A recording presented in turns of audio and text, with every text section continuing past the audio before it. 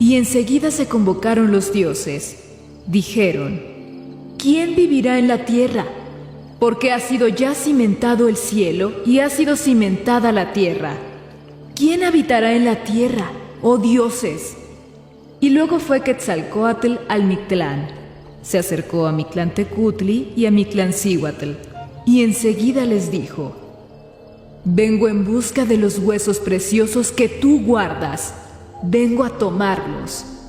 Pero dice Mictlantecutli a sus servidores: dioses, ¿de veras se lleva Quetzalcóatl los huesos preciosos?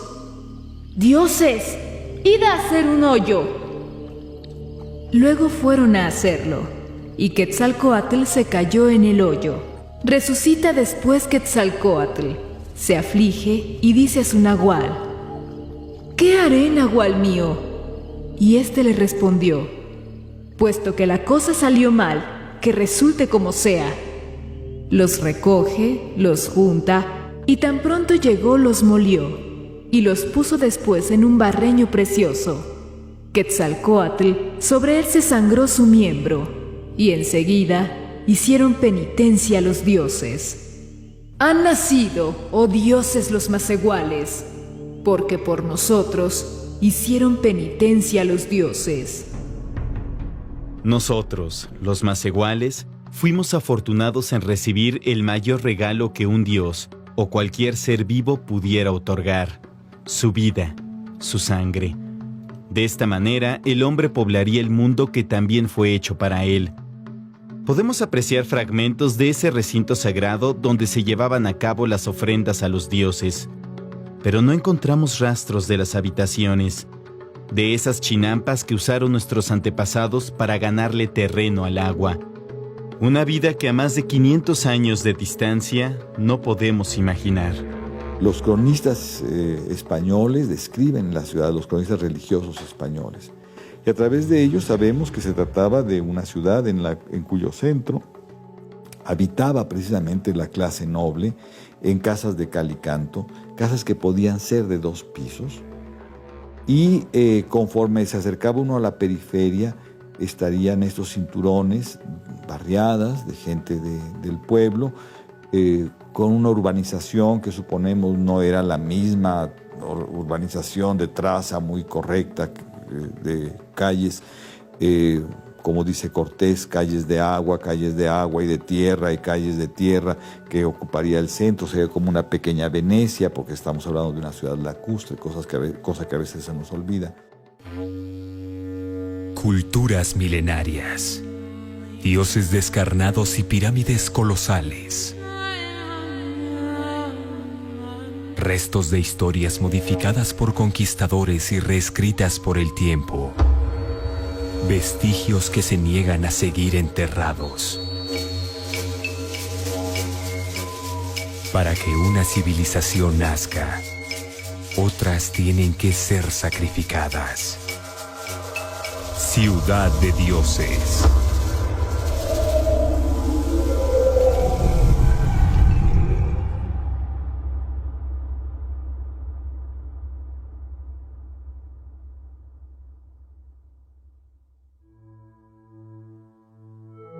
Huitzilopochtli decidió que su ciudad, su hogar, México Tenochtitlan, fuera construida desde sus humildes orígenes hasta la gloria presenciada por hombres montados en enormes venados como una imagen del cosmos, el punto de inicio del universo. En general, las poblaciones prehispánicas estaban divididas en 4 grandes sectores, ¿no? Y normalmente se comunicaban con el exterior por 4 caminos principales. Y desde luego el centro ocupado, hablando en términos de deidades, por el dios del fuego, Huehueteotl o Xutecutli, que era uno de los principales dioses. Y en el caso de Tenochtitlan, desde luego, conceptualmente para los mexicas, Tenochtitlan era el centro del universo, ¿no? Y de aquí partían los 4 grandes caminos, ¿no? Era una división claramente jerárquica. En un sector estaría el recinto sagrado, el lugar de la morada de los dioses, y por el otro la habitación de aquellos quienes los adorarían, gobernantes y pueblo en general. Nuevamente por la noche ordenó Huitzilopochtli. Habló y dijo: Oye, oh Cuautlequetzqui, asentaos, repartíos, fundad señoríos por los 4 ámbitos de la tierra. Y en cuanto se hubieron asentado en esos 4 lados, dijo Cuauhcoatl: Hizose, oh sacerdote, según me lo ordenaras. Se repartieron tus padres. Y entonces Huitzilopochtli dijo: Está bien, repartid vuestros dioses de los Calpulli a todos y cada uno de quienes trajimos. Es manifiesto que tan solo por 4 sitios les estableceréis: en Moyotlán, en Teopán, en Tzacualco y en Cuepopan. Tenochtitlan tuvo efectivamente 4 grandes barrios. Atzacualco, que después en época colonial fue llamado San Sebastián. Después seguiría Cuepopan, que después fue llamado San Pablo. Después el sur, que se llamaba Moyotlán y fue llamado por los españoles San Juan Moyotlán, San Juan de Letrán. Y finalmente el oeste, que sería Cuepopan y que fue llamado por los españoles Santa María Cuepopan, y que correspondía al oeste. Eran los cuatro rumbos, con el rumbo central que estaba ocupado precisamente por el gran recinto sagrado. Cada Calpulli tendría su señor principal y sus pobladores le servirían. Adoratorios con sus respectivos dioses, sacerdotes y una comunidad que en cierta forma debía ser independiente de los restantes barrios, crecieron al paso de los años. De ello hablaremos más adelante. La calzada de Iztapalapa, que conducía hacia el sur y que actualmente corresponde a las calles de Pino Suárez, calzada San Antonio Abad y calzada de Tlalpan, y que fue por la que llegaron Cortés y los conquistadores, ¿no? Hacia el poniente la calzada de Tlacopan, hacia el norte la calzada de Tepeyac, que comunicaba precisamente con esta área. Y bueno, hacia el oriente no era precisamente una calzada, o por lo menos no fue una calzada muy conocida o muy connotada, pero también había un camino que llevaba desde aquí, desde el recinto sagrado, hacia la ribera oriente de la isla de Tenochtitlan, en donde había un embarcadero, cuyo nombre por cierto era Tetamazolco, y embarcadero en donde partían canoas o embarcaciones hacia Texcoco, es decir, porque todo eso era lago, ¿no? Y desde que vimos tantas ciudades y villas pobladas en el agua, y en tierra firme otras grandes poblaciones, y aquella calzada tan derecha y por nivel como iba a México, nos quedamos admirados. Y decíamos que parecía las cosas de encantamiento que cuentan en el libro de Amadís, por las grandes torres y cúes y edificios que tenían dentro en el agua, y todos de cal y canto. Algunos de nuestros soldados decían que si aquello que veían, si era entre sueños, y no es de maravillar que yo lo escriba aquí de esta manera, porque hay mucho que ponderar en ello que no sé cómo lo cuente, ver cosas nunca oídas, ni vistas, ni aún soñadas como veíamos.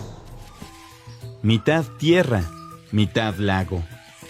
Así se refieren las crónicas españolas a esta ciudad que contenía en su centro la réplica de la vida de sus dioses, el viaje del astro rey por el firmamento y el lugar donde celebraban sus fiestas sagradas. El pueblo mexica aprendería a convivir y con el tiempo a dominar el medio lacustre en el que se encontraban. Lograrían separar el agua dulce de la salada y levantando el nivel propio de la ciudad con piedras y lodo para tratar de evitar las inundaciones traídas en la temporada de lluvia. Un mundo maravilloso debió ser la ciudad construida sobre chinampas.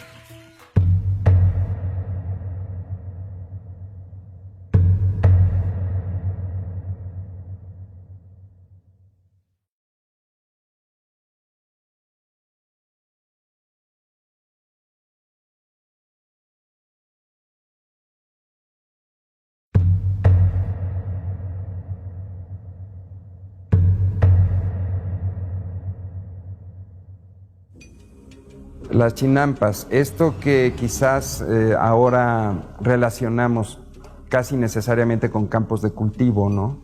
Y con Xochimilco. Bueno, en realidad podemos decir que la chinampa era una técnica constructiva, era una forma de ganarle terreno al lago, por decirlo así. Bueno, la construcción de la chinampa, hasta donde se ha estudiado, es hincar 4 pilotes hasta el fondo del lago y luego tender, usándolos como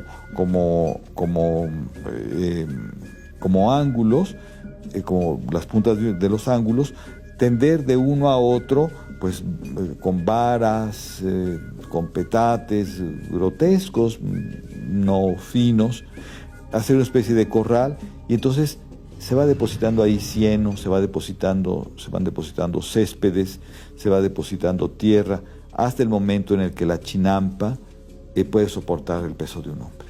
En las partes de poca profundidad del lago se iban colocando sucesivamente capas de lodo, capas de vegetación, hasta que se lograba crear un terreno que obviamente sobresalía del nivel del agua y que permitía lo mismo cultivar, lo mismo construir sobre ese terreno. Hablar de las chinampas significa hablar de la transformación del medio ambiente, con lo cual se rompe esta idea de que el hombre prehispánico vivía en completa armonía con el medio ambiente. O sea, el hombre prehispánico le estaba ganando al terreno al lago, ya lo estaba desecando a través de las chinampas, aunque fuera una desecación, digamos, entre comillas, moderada. Sabemos que no toda la ciudad pudo ser construida de la misma forma. Demasiados recursos y mucho tiempo invertían en cada uno de los imponentes edificios que formaron el recinto sagrado, como para hacer lo mismo en los hogares de los más de 100,000 habitantes que se cree poblaron lo que hoy es el Distrito Federal. Tendríamos pues una clara división. El centro, construido con casas de cal y canto, con una urbanización muy correcta, y luego esas barriadas a los alrededores, con una urbanización pues muy, hasta cierto punto, anárquica, de casas construidas de materiales perecederos, y que era donde vivían los macehuales. Conforme sus tropas avanzaban por las poblaciones desconocidas, Hernán Cortés pudo apreciar la suntuosidad que tenían los hogares de la clase gobernante. Hay en esta gran ciudad muchas casas muy buenas y muy grandes, y la causa de haber tantas casas principales es que todos los señores de la tierra, vasallos del dicho Moctezuma, tienen sus casas en la dicha ciudad, y residen en ella cierto tiempo del año. Y además de esto, hay en ella muchos ciudadanos ricos que tienen asimismo muy buenas casas. Y tendríamos entonces una ciudad administrativa en el centro con una pequeña periferia pequeña. Yo siempre no he pensado en una gran periferia de chinampas. Las zonas chinamperas estaban en otras regiones del sistema lacustre. Una zona chinampera en donde vivían macehuales y en donde pues podrían cultivarse un poco de maíz, si habría árboles frutales, pequeñas huertas, pero en realidad la zona chinampera que alimentaba la ciudad estaba en Xochimilco y Chalco. He aquí el relato que solían decir los viejos. Llegaron, vinieron, siguieron el camino, vinieron a terminarlo, para gobernar aquí en esta tierra, que con un solo nombre era mencionada, como si este fuera solo un mundo pequeño. Al principio escuchamos cómo Quetzalcóatl buscó los huesos preciosos en el Mictlán para darle vida al hombre que habría de poblar el mundo. Fue necesaria su muerte, que se sangrara su sexo y la penitencia de los dioses para que el hombre naciera. Unos serían considerados sus hijos, otros los merecedores del sacrificio, aquellos por quienes uno daría la vida. Tendríamos a un grupo llamado, en términos generales, Pipiltin. Pipiltin es el plural de Pili. Pili significa hijo, significa príncipe.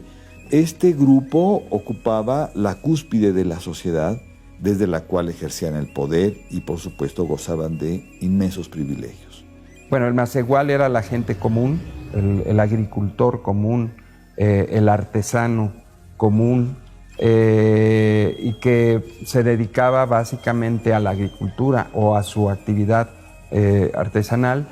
El término es muy interesante, viene del verbo macegua, que significa hacer penitencia. Macehuali sería aquel que hace penitencia o que es merecido a través de la penitencia, y el macehualtin, que es el plural. Eso significa el hombre del pueblo. Una sociedad muy estratificada e igualmente estricta, donde el trabajo y el destino de un hombre estaba fijado desde su nacimiento, su lugar de origen y el calpulli en el que residiera. Los hombres y mujeres sabían lo que les tocaba hacer y cómo debían llevarlo a cabo. La base de la economía es la agricultura, y una agricultura además intensiva. De ahí que pues la mayor parte del campo estuviera dedicado a la agricultura. De ahí la importancia de todas las construcciones destinadas a mejorar los cultivos, tales como represas, canales, las mismas chinampas.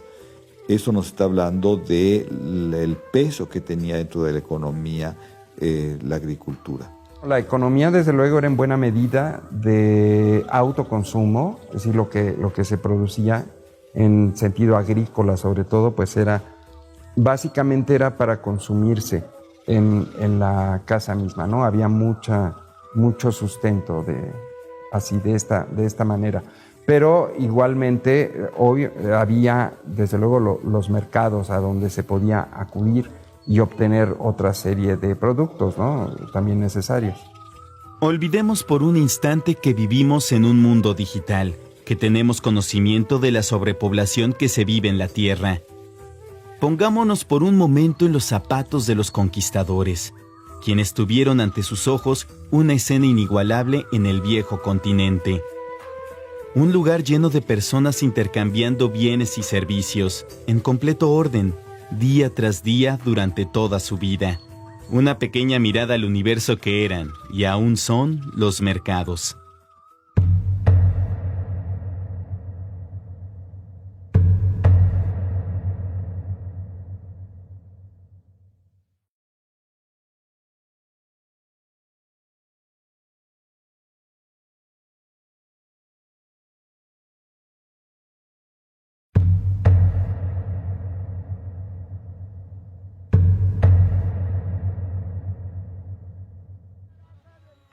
Un mercado muy ordenado, un mercado, dice Bernal, que ahí concurrirían, si no me equivoco con la cifra, alrededor de 60,000 personas que compraban y vendían. Esto nos explica de verdad la sorpresa de los conquistadores ante una verdadera institución que era el tianguis, el tianquistli, donde había jueces que cuidaban que lo que se ofrecía estuviera medido, tasado correctamente, y en donde los llamémosle precios, esto es el costo convenido en la transacción, no se excediera. Tiene otra plaza tan grande como 2 veces la de la ciudad de Salamanca, donde hay cotidianamente arriba de 60,000 ánimas comprando y vendiendo. Objetos que iban desde los bienes de consumo inmediato, esto es maíz, frijol, calabaza, chile, pasando por las medicinas, hasta llegar a bienes suntuarios como podrían ser las pieles de animales exóticos o la pluma que seguramente compraban o adquirían de alguna manera los artesanos para fabricar los tapetes de plumas que solían hacer. En una sociedad con claras diferencias, cuyos roles eran asignados con precisión a cada miembro de la misma, es lógico pensar que para sus hijos, quienes habrían de gobernarlos en un futuro y los que pelearían las batallas y sembrarían la tierra, tenían preparado su camino con antelación. No había forma de escapar al destino de ser hijo de nobles, de ser un macehual. No era tan malo. El futuro lo tenían asegurado desde el vientre materno. Nadie en el México antiguo se quedaba sin educación. El Telpochcali significa la casa de los jóvenes. El Telpochcali, que es una institución de las cuales habría una especie de ¿cómo se llama?, de colegio en cada una de los calpulli, y en donde concurrían los jóvenes del pueblo. Ahí aprendían a sembrar, aprendían a construir chinampas, muros de contención, en fin, trabajaban la tierra, aprendían también el arte de las armas, aprendían a bailar y a cantar, y pues iban a sus casas a dormir. Eran colegios de entrada por salida. Se les enseñaba con esmero a hablar bien. Se les enseñaban los cantares, los que se decían cantares divinos siguiendo los códices. Y se les enseñaba también con cuidado la cuenta de los días, el libro de los sueños y el libro de los años. Cosa diferente era el Calmecac. Calmecac significa en la hilera de las casas, viene de Cali, casa, Meca, Mecatl, Mecate, y la C locativa, en la hilera de las casas. El Calmecac era una educación muy rígida. Aprendían a leer los códices, aprendían a pintarlos, aprendían mucho de religión, aprendían en suma cómo administrar. Y de ahí salían entonces quienes iban a casar, iban a ser gobernantes, y quienes iban a dedicar al sacerdocio. Digamos que el principio del Calmecac sería dominarse a sí mismos. El control lo era todo en el mundo mesoamericano. Conocer el movimiento del sol, de las estrellas, reproducir el universo en sus ciudades. El hombre, ya fuera noble o miembro del pueblo, tenía claro lo que debía hacer. ¿Y las mujeres mexicas? ¿Dónde las encontramos en esta historia? En el caso de la mujer macehual, es muy posible que esa educación se diera en el seno del hogar. Para las mujeres nobles sí existiría, dice Durán, es el que dice que habría especies de monasterios en donde se formaban y de donde salían para casarse. Obviamente la tierra, para no ir más lejos, se concebía como una mujer finalmente, como generadora de vida y también como devoradora de la vida, ¿no? Hay que decirlo. Aquí estás, mi hijita, mi plumaje de quetzal, la nacida de mí. Tú eres mi sangre, mi color, en ti está mi imagen. Has nacido. Te ha enviado a la tierra el Señor nuestro, el dueño de la cerca y el junco, el inventor de los hombres. Ahora que ya miras por ti misma, date cuenta, no hay alegría, no hay felicidad. Hay angustia, preocupación, cansancio. Aquí en la tierra es lugar de mucho llanto. Llama la atención, por ejemplo, que cuando se reivindica a la mujer, se le reivindica, digamos, lo más honorífico para una mujer es morir en el parto, y se le identifica como una mujer guerrera. O sea, es una mujer cuyo comportamiento en el parto ha sido varonil, y es por eso que va a acompañar al sol en su recorrido desde el cenit hasta el ocaso. El hombre era el que salía a hacer la guerra. Normalmente el que salía a cultivar era el que se movía, ¿no? La mujer permanecía quieta, estable en su casa junto al fogón, ¿no? Entonces era más bien una concepción, si hay que decirlo, o se diría en términos contemporáneos machista de la sociedad. Pues sí, desde luego sí lo eran. Una sociedad muy estricta, una sociedad en la que si se era noble, se vivía como noble, se vestía como noble, se comía como noble, se vivía en casas como noble, y si se era más igual, se vestía uno como más igual, comía como más igual, vivía en casas para más igual. El hombre maduro, corazón firme como la piedra, corazón resistente como el tronco de un árbol, rostro sabio, dueño de un rostro y un corazón hábil y comprensivo. La mujer ya lograda, en la que se ponen los ojos, la femineidad está en su rostro. México Tenochtitlan, la ciudad, su espacio sagrado y el dedicado al pueblo, mostraban un orden y una estructura no practicada por quienes habrían de conquistarlos. Los oficios, ciertas tradiciones y el microcosmos que representan los mercados lograron adaptarse a la realidad que llegaría en pleno siglo XVI. Pero faltaba demasiado para ese encuentro, para el choque de dos mundos. Los mexicas debían enfrentar antes a adversarios igual de poderosos, erigirse como gobernantes de la tierra por descubrir y conformar el último gran sueño mesoamericano, dejar de ser los tributarios, convertirse finalmente en los hijos del quinto sol.